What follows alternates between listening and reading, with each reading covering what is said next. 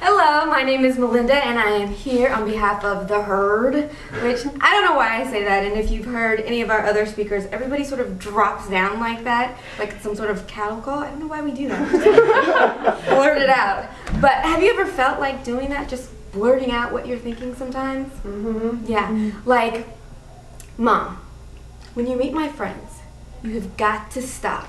Please stop saying, "What's cracking?" But what about those statements that are a little bit harder to make? Like telling your best friend, "I'm really not that busy. I do have time for you. I just don't like your girlfriend." Right?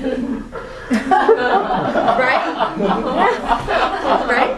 Yeah, I actually said that. Or telling your cousin, "I have depression, and sometimes I don't want to be here." Or telling a room full of people, "I was date raped." What about those tougher statements? Those statements that are a little bit more difficult to say. Well, I'm here today to tell you that I have made each and every one of those statements, and what I learned about myself was that it took more strength and more courage for me to just blurt it out than it was to stay silent. That's what I learned.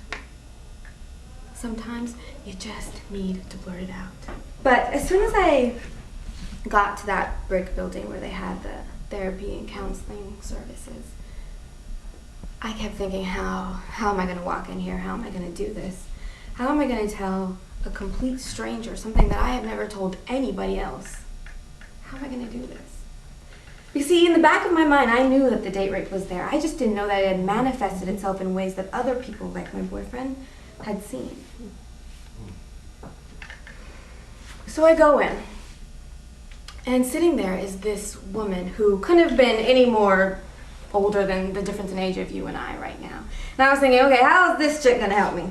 How in the world am I gonna tell someone who looks like a peer something I haven't told even my best friend? How am I going to do this? But I amazed myself with my own strength, because once I said those words, once I just said I was date raped, everything else just fell out of my mouth. What I was feeling, how I felt worthless, how I felt guilty, how I felt like it was my fault. All of the symptoms that my boyfriend said I had, how I was sleeping too much, I wasn't eating. I explained all of those things to her, and she looked at me and she said, "You have a common mental disorder. Depression." Now, depression is some of those things that I listed, but some people maybe they get really, really tired, or maybe they overeat. Those are some of the symptoms that other people might feel. But that was mine. Those were my experiences. I learned that his friends knew that he was on X. And for them, their questions were, had I known that he had bipolar disorder, had we felt comfortable talking about this, maybe I could have told him, "Hey, Jay, the ecstasy, you need to tell your doctor you're taking it, because maybe it could inhibit your treatment." Maybe he'd still be here if I would have said that, if I would have felt comfortable saying that. I can't change where I've been or what's happened to me. I can't change any of that. But I can change what I choose to do about it. I can choose to be healthy. And why wouldn't I? I mean, I go to the gym all the time. I eat right. If I was sick physically, I would go to the doctor and I would get it fixed. Why wouldn't I do the same thing with my mental health? It's all part of me. It's all part of my being. Why wouldn't I do that? Why wouldn't you do that? Scared, maybe? Afraid of what people might say? That's what I was thinking. Suicide is the third leading cause of death among high school students, and the second leading cause of death in college students. They might have felt alone. But in doing this work, I realized that I'm not alone. You're not alone. Over 66% of young people with mental disorders, they don't seek help. They don't find someone to talk to. You're not alone.